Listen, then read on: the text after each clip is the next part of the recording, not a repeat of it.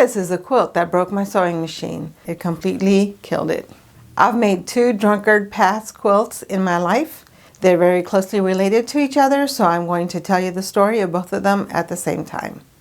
Let's get into it. The story of my Drunkard path quilt started with the bigger quilt. I started the bigger quilt as a part of a class at my local quilt shop. The 7-inch acrylic template was one of the class supplies that was required to make this quilt. The template made it much easier to cut the pieces.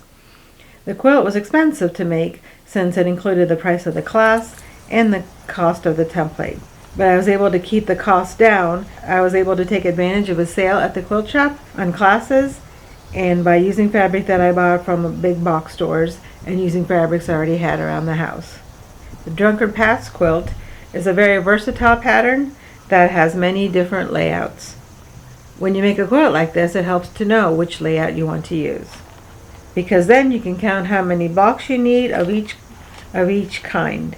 Whether it's color choices or values, you need to know how many blocks of each kind you want to make. In my case, the number of blocks with dark small quarter circles and lighter squaring up pieces was not the same as the number of light quarter circles and darker squaring up pieces. So these are the little quarter circles and the squaring up pieces. I hadn't chosen my layout when I started making the blocks, and I thought there would be less fabric waste if I cut both sides of each type out of each fabric, light and dark. This meant I made more blocks than I needed for the quilt. The teacher did a good job teaching us how to make these curved pieces, and it wasn't as hard as I thought it would be. There's just some pinning involved and some slow sewing and patience. I put together all of the blocks and then I chose the layout. I broke what I thought was a rule based on layout choices by including some plain squares because I wanted more space there. All of the patterns that I had for this Drunkard's Path quilt used Drunkard Path blocks in every single block in the quilt, and for my quilt I chose some plain squares as well as the Drunkard Path blocks. I thought it gave some nice spacing in the quilt. I really liked how this big quilt top turned out, and I wanted to quilt it nicely after all the careful piecing, layout, decision making, and expense of the class and the template.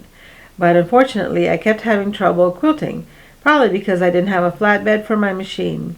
I piled up books to create one, but there was still drag on the quilt, and I didn't have enough experience to quilt something like this, so I folded it up and I set it aside. I had some blocks left over after putting the big quilt top together, so I also made a smaller quilt with the leftover blocks. In fact, I probably started the smaller quilt before the bigger quilt top was finished. I found a pattern that used the blocks I had and probably made more blocks to get the right number of pieces.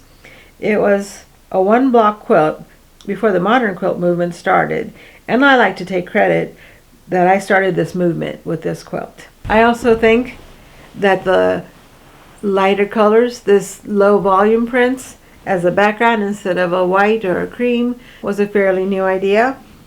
And also the close scallop stitching. Sorry, the shadow is showing through here. And the close scallop stitching is also a fairly new idea.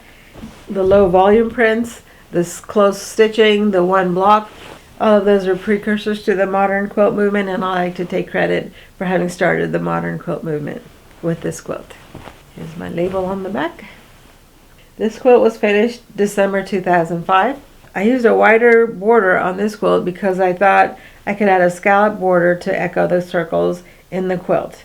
I did manage to make a scallop border on a quilt decades later, and that's a story for another quilt. I had just bought a brand new sewing machine that had embroidery stitches. My other machine was still working, so I wasn't in a big hurry to use a new machine, but I did use it to piece the blocks. I was working full-time with lots of overtime, so I was quilting with small amounts of time wherever I could squeeze it in. This meant that it was a while before I got to the quilting part of this quilt. I thought it would be nice to use embroidery stitches to quilt this quilt. I like this scallop stitch and stitch them pretty close to each other so that there are lots of stitches in this quilt. I thought it would be like straight line quilting, but better. Because I was having trouble with free motion quilting, I thought this would be a good substitute, a good I thought this would be a good compromise. It would be straight line quilting, but better. Like I said earlier, I didn't have a flatbed or a lot of experience quilting. This closed stitching was too much for the machine. The bobbin case kept moving under the needle, and I would sew through the bobbin case with the needle and break the needle. I had to ship the machine to New York for repair since it was under warranty. The repair was free, but the shipping was not. I got it back and finished quilting the quilt, but the problem continued and got even worse. By that time, the warranty was up, and I wasn't going to pay for more shipping or repair. I gave the machine away. I let it become somebody else's problem. The quilting for the bigger quilt started much later, but it was a lot more enjoyable. I had the experience and the equipment, so everything was much better. I had quilted many other quilts since then. I quilted the bigger quilt using doodle stitching, choosing designs as I went along for each part of the quilt. I embraced each idea as it came along, and it was a lot of fun to make this quilt without a lot of pressure. I finished quilting the bigger quilt in 2019. I was really happy with the way it turned out, and I took it outside to a park for a quilt walk photo shoot.